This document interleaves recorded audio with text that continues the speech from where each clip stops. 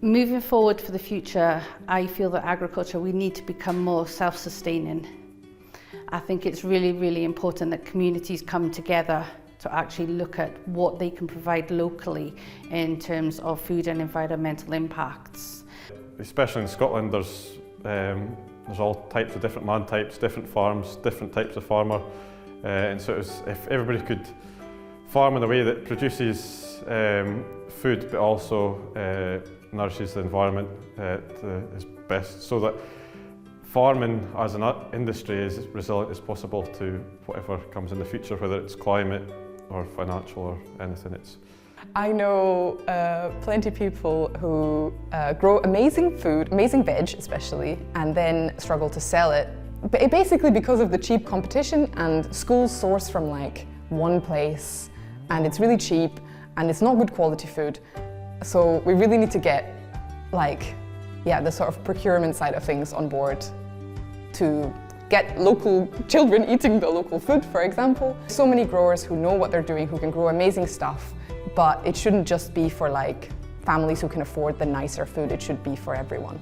If there are two things that I think we should really be drilling down on, it's one, the use of fertilisers, which we just don't need.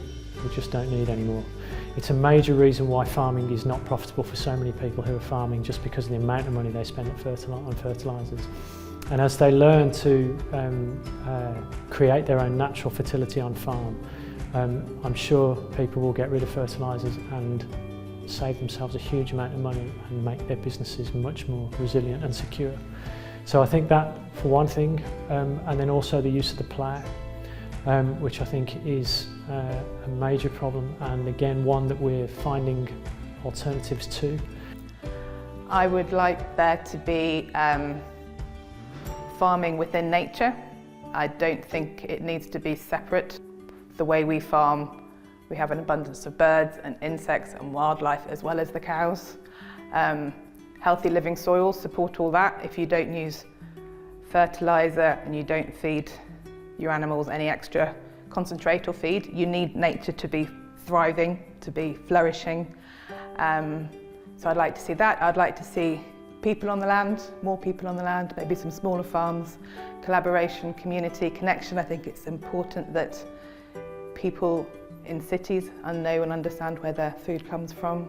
More people trained to facilitate and to help farmers, not to prescribe what farmers should do, but to help farmers come together and to discuss and come up with their own ideas. When I think about some of the challenges that I've had personally,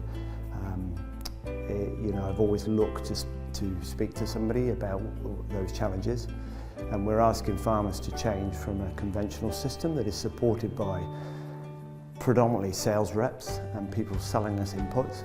If we're removing all those inputs, removing those sales reps, and we're asking people to change, I believe the Scottish Government needs to be able to offer support for these guys, to have somebody to talk to about these challenges, because when we change, we see peaks and troughs, and we need to help people when they're in those troughs to climb ready for that next peak.